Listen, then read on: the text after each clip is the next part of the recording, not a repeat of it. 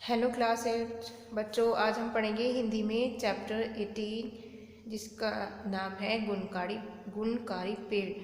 वैसे तो आपको पता ही है पेड़ हमारे लिए कितने लाभदायक है। आज हम उसके बारे में जानेंगे। इस कहानी में पेड़ पौधों के बारे में बताया गया है कि पेड़ हमारे लिए कितने लाभदायक होते हैं। विनय नाम का एक लड़का प्राय अपने दादाजी के साथ घूमने जाता था। कभी कभी वे पार्क की बजाय मंदिर की तरफ निकल जाते थे। मंदिर के आंगन में कुछ विशेष पेड़ थे। वहाँ बहुत सी औरतें अलग अलग पेड़ पौधों की पूजा कर रही थी। तो विनय अपने दादाजी से पूछता है कि कुछ औरतें पेड़ पौधों की पूजा क्यों करती हैं।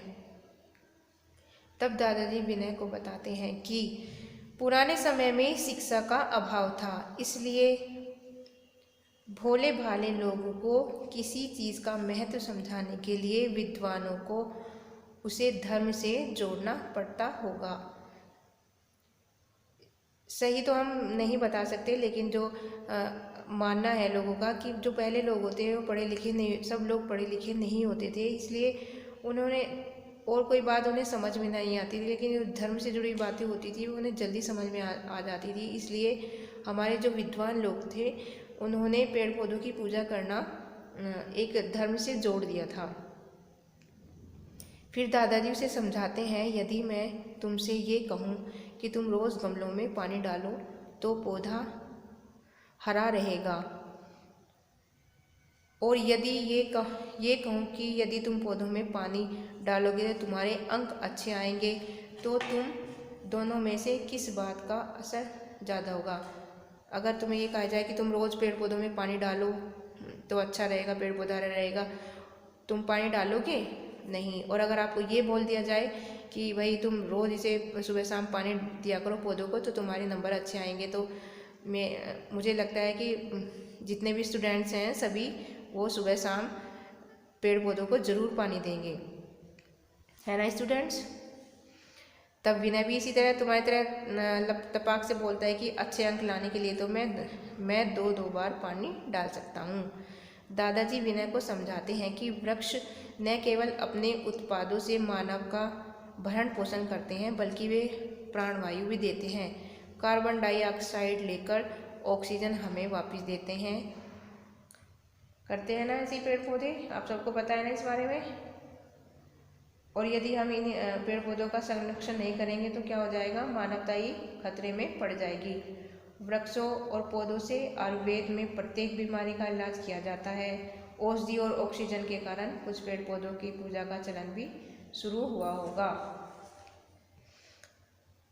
पीपल की पूजा सर्वत्र की जाती है। पीपल के गुणों को देखते हुए ही शायद यह धारणा बनी होगी कि इसमें देव पितृ निवास करते हैं, और यदि हम पीपल में जल डालकर सींचेंगे तो वह जल सीधे पितृ तक पहुंच जाएगा। तो भला ये अवसर कौन गंवाना चाहेगा। इसी प्रकार तुलसी भी एक औषधीय वृक्ष है जो अनेकों बीमारियों की दवा है। नीम भी एक और औषधि वृक्ष है जो पीपल व तुलसी की तरह रात को भी ऑक्सीजन छोड़ता है। पीपल, नीम और तुलसी ये तीनों इस तरह के पेड़ हैं जो रात में भी ऑक्सीजन देते हैं। अदरवाइज जो और दूसरे पेड़ होते हैं तो वो रात में कार्बन डाइऑक्साइड छोड़ते हैं। नीम का प्रत्येक भाग एक औषधि है।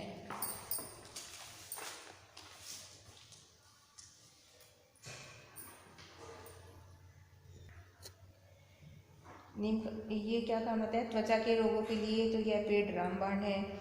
इसलिए भारत के गांवों में लगभग प्रत्येक घर में यह पेड़ पाया जाता है। इसकी घनी छांव में लोग बाग बैठते हैं। इसके फल, फूल, पत्ते, जड़, छाल, लकड़ी सब एक औषधि के रूप में काम आता है।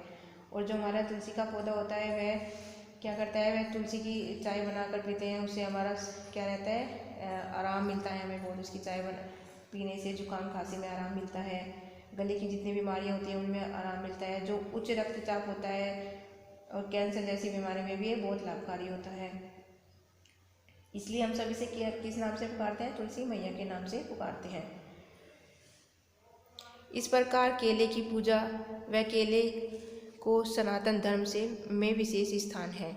केले का पौधा वैज्ञानिक रूप से वृक्ष नहीं है, फिर भी तना होने के कारण इसे वृक्ष की उपाधि मिली है। केले का फल विष्णु लक्ष्मी पूजा में विशेष रूप में प्रयोग में लाया जाता है। पेड़ों का महत्व आज ज़्यादा हो गया है क्योंकि आज प्रदूषण बहुत बढ़ गया है। तो प्रदूषण जैसे जैसे बढ़ेगा तो हमें उस प्रकार पेड़ भी तो ज़्यादा लगाने होंगे। आधुनिकता की दौड़ में हम पेड़ों का सफाया करते जा रहे हैं। पेड़ों के ना रहने से वातावरण उष्ण हो जाता है, यानी कि गर्म हो जाता है। प्रकृति व ऋतुओं का संतुलन बिगड़ जाता है। आज लोगों को जागरूक करने की ज़्यादा आवश्यकता है कि यदि हम एक पेड़ काटना पड़े तो उसके बदले हमें कई पेड़ लगाने चाहिए, है ना बच्चों। तो आपने देखा कि पेड़ हमारे लिए कितने ज़रूरी हैं, कितने लाभदायक हैं। तो जैसे कि इसमें लिखा गया है, बताया है कि एक पेड़ काटना हो तो उसके बदले कई पेड़ लगाने चाहिए। तो बच्चों आपको भी इस बात का ध्यान रखना है। वैसे तो पेड़ काटने नहीं चाहिए, और अगर हम पेड़ काटते हैं तो उसकी जगह हमें कई पेड़ लगाने चाहिए। तो आपको भी यही काम करना है, आपको भी अपने आसपास पेड़ पौधे लगाने हैं और उनकी देखभाल भी करनी है। ओके स्टूडेंट्स, ये आपको चैप्टर अपनी बुक में से 2-3 टाइम रीड करना है और इसका बुक वर्क भी फिल करेंगे। Thank you, have a beautiful day.